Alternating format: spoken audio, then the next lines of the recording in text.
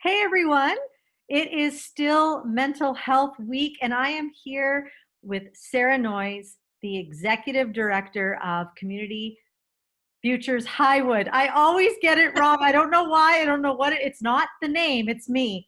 But Yeah, Sara is an amazing individual. We got to do some incredible work back when COVID first hit. Do you remember that, Sara? do I ever? Yes. We It worked. is both a vivid and distant memory somehow, both at once. Isn't it? Yeah, it feels like forever ago, and yet it really wasn't that far long ago. But we were able to really partner up and help entrepreneurs and small businesses in the Okotoks and surrounding area. And I got to know you, and I got to know your heart, and just love where you're coming from when it comes to mental health. And so I thought I have got to interview Sara. And so I would love to start just by, asking you a question like, why do you think mental health is so important, especially for right now? I think in general, there's a whole bunch of us, myself included, that grew up in an era where that wasn't talked about and it wasn't kind of okay and it was a stigma and it shouldn't be. I take medicine because of asthma and that's okay. So why can't we have mental health challenges and why can't this be okay? And we keep saying this is okay and we keep putting it out there and there keeps being a stigma around it. We just really need to continue to have the conversation so that people know that it's okay to kind of struggle. And you don't have to have some big diagnosis to just kind of feel stressed out and feel like you need to have a chat with somebody. And you don't have to pay that person necessarily, although that's okay too. We can just have a conversation in society and in our teams and in our groups and our colleagues and our peers that says, you know what, like I'm just having a bad day and I'm just not myself, or I'm stressed out, or I've got a lot going on and it's hard, and have that be supported and be okay, right? Yeah, If you say I sprained my ankle or I stubbed my toe, people would be like, oh my God, are you all right? 100%. Right? Why can't you just have something internal going on? Isn't that the truth? There's something about us. Like one of the things I've noticed just about humans in general is that we love to offer support when people are hurting. But when we need support, we find that really hard. We don't like to admit weakness. And for some reason, a stub toe, like you said, isn't a big deal. But for us, stress, trauma, things like COVID, I should be stronger and therefore I need to somehow hide this. I can't admit weakness. I don't know why we have that disconnect. Do you see that in business owners that need All to the be time. strong? I see it in humanity all the time. I don't think you have to you can be a business owner, or you can be a manager, you can be an employee. You can just be a human out in the world. And it's so prevalent. Um, you're the first person to ask for help or to offer help. Um, but heaven forbid you need it and you need to ask for it. And that is such a challenge. And yet, if you think about your life, you're so often in a position where you need help, and it's just fine to ask for. Hey, we're moving. Does anybody have a truck? Right? And people are thrilled to, okay, yeah, pizza and beer, we're good. Um, Nobody's favorite task, but everybody's willing to help. And you need to be willing to ask, and people will come and support you. And mental health or stress or overwhelm or any of those things is no different than any of the other things you need help with in life. I want help carrying my groceries, to I need help moving, to whatever, help me lift this big piece of furniture. It's funny where we'll ask for support and where we won't. That is an interesting notice, where our comfort line is for sure.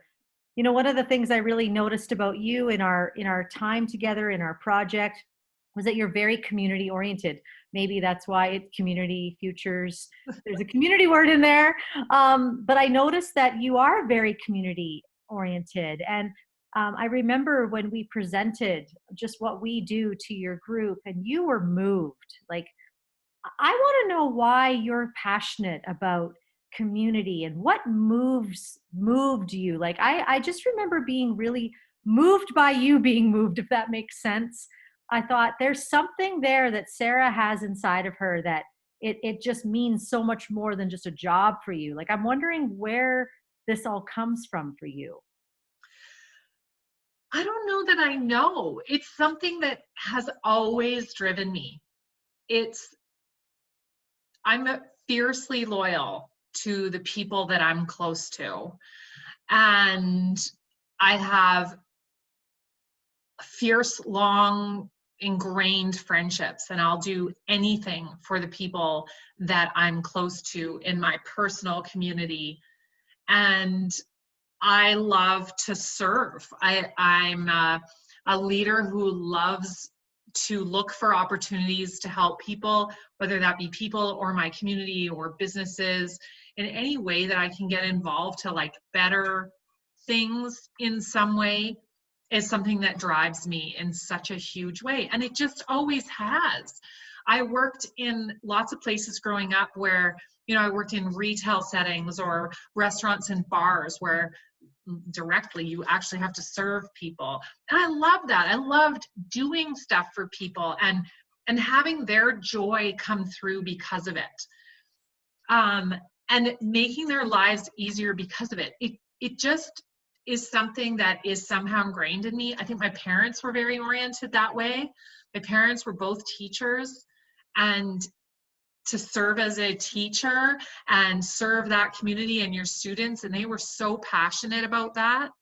And my dad is a leadership guy, and he teaches that and was a leader his whole life. And maybe that got ingrained in me from an early age. I've lived all over the place too, and I've always enjoyed working in areas that just serve others. And now I get to be in these leadership roles where I get to make a broader, perhaps, I don't know if it's a bigger difference, because I don't think it matters if you reach one person or 100. It's all good. And I just have this ingrained sense that we should be nice and we should serve and we shouldn't be selfish and we should be selfless and we should contribute to the betterment of what we can and whatever you have influence over, because that makes the world a better place and makes your own life more joyful. So that's just kind of who I am. I keep getting told I'm community minded. You're not the first person. And I think, really, I am?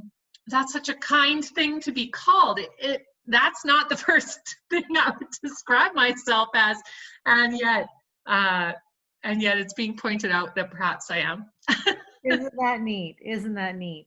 Well, and what you've described here, a lot of people would say, well, what does that have to do with mental health? What is serving and bringing people together? Like that doesn't, what does that have to do with my brain health? But it has everything to do with brain health and mental capacity, because when we serve one another, that means that we actually have to know somebody. We have to get out of our bubble, and our world sure lives now in a different place than when, say, we were young. It was very community oriented. It was very village oriented, and our parents taught us things like serving others and values and character and loyalty and support. And, it was interesting. I read a very interesting definition of mental illness by Dr. Henry Townsend. He says the definition of mental illness is demanding that life adapts to me. But the definition, but the definition of mental health is actually being able to adapt to what life brings to me. Yes. And community allows us to do that.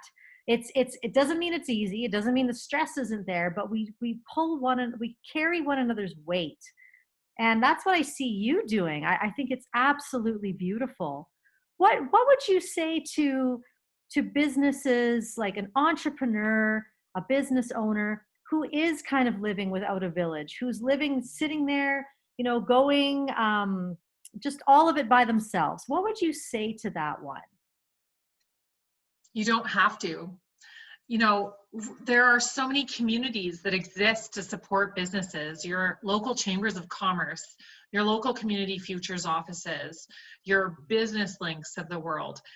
There's so many business organizations that exist to serve entrepreneurs and help them with the various struggles that come with being an entrepreneur.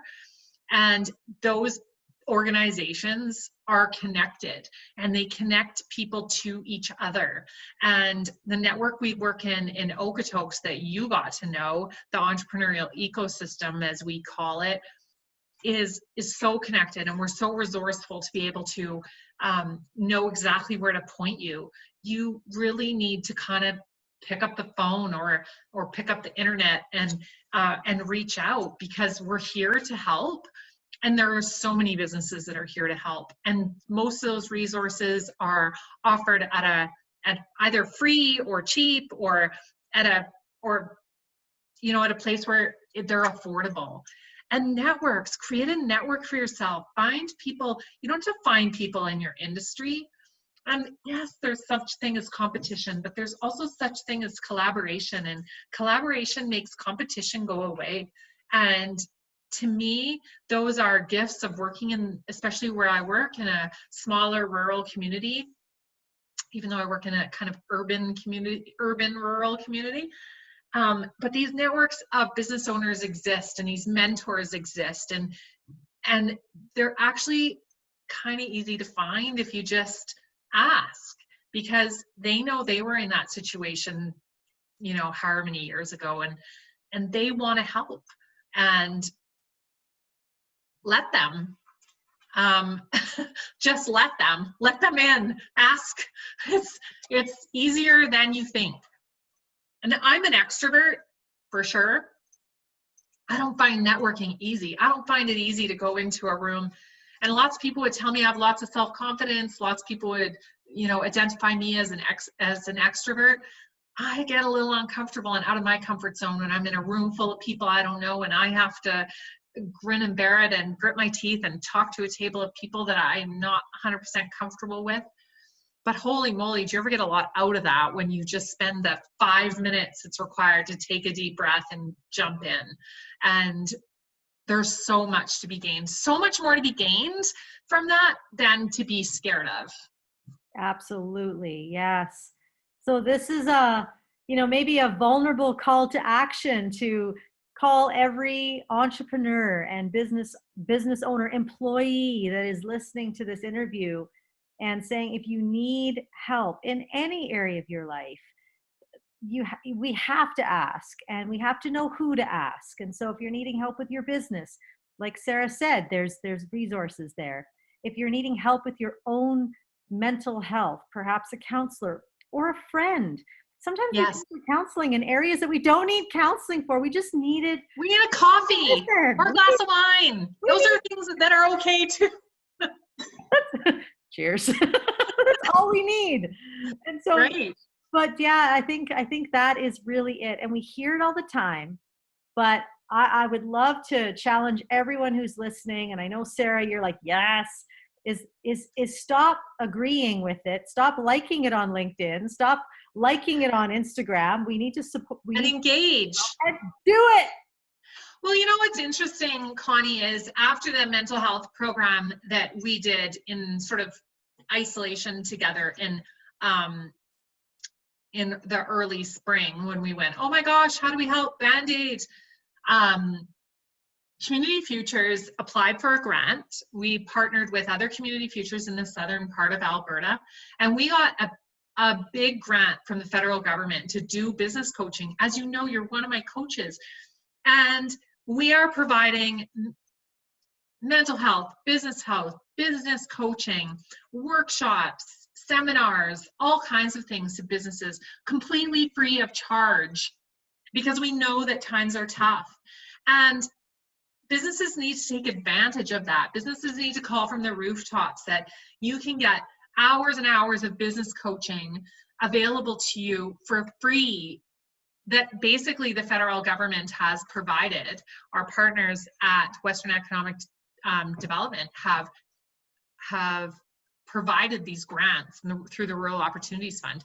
And because business need to take advantage of it, because that programming is only there for a short period of time, and it's so valuable. And we did that in direct response to saying the times are tough. Like, we need to be able to respond in a big way. And we did, and the government came through for us. And that's awesome. But it's only as awesome as how much advantage is taken of it.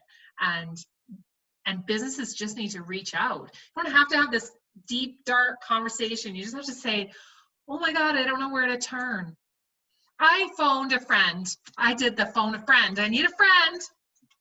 A couple of months ago, because I was overwhelmed. I was working really, really hard. I was working hard at work, and I was working hard at home.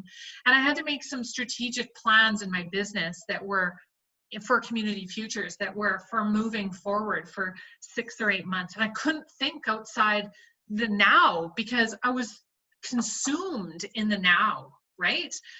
And I thought, well, normally I'm really good at this. Normally I'm good at the strategic planning, good at big picture. These are things I don't struggle with, but I was struggling in that moment. And I had to phone a friend and say, I phoned Pamela Morgan, and I said, I need some support. I need an ear. I need some feedback. I need you to sit down with me and organize my thoughts, because I don't have that capacity right now. And that was vulnerable. It was vulnerable to reach out to a colleague and say, I am failing sort of miserably at this task. And do I ever need your support? Because I can't get out of now to think about later. And we had this session where we worked through a bunch of things, and it was awesome, because I came out of that with some clarity. And I also came out with some compartmentalization of some of the stuff that was going on for me, and in a way to consider it differently. And all I had to do was pick up the phone and have about a, 90-minute conversation with her to get that. And she was perfectly thrilled to participate in that conversation and be asked. And I think, what a gift for me, because I needed that. I needed that support in that moment. I'm supposed to have it all together. And well, I don't.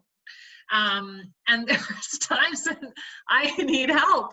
And thank goodness for my network, because when I need it, I can reach out and just say, rescue, throw me a life jacket. And she did. And that's probably one example of 10 recently, because we all need a bit of support. There's a lot going on. Yeah, that is so true. And I think, honestly, if any action can be taken from this talk, is to reach out, is to reach out, Yes. figure out who do you need to talk to, and just do it. Just do it. It's a great week. It's a week where we're all thinking about mental health. So what a better time to What a better time. Don't be alone. Please don't be alone. There's such a community. There really is. There really is. And if one community doesn't work for you, try again. Yeah. All communities are different. All tribes feel different, and you'll find it. So I want to thank you, Sara. This has been so good. Thank you. Thank you for reaching out. I appreciate that so much. Oh, yeah, no, you're welcome. And we at Wellness Innovate, we just appreciate everything that you do, your heart and soul that goes into your work. This isn't just a job for you. This is something that you clearly are passionate about. And Abe and I just appreciate you so much, Sara.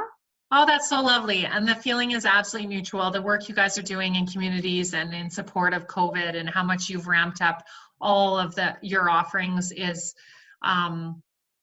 just magnificent. It's so lovely to have partnered. Oh, thanks so much. Thanks so much. And thank you, everyone. And stay strong.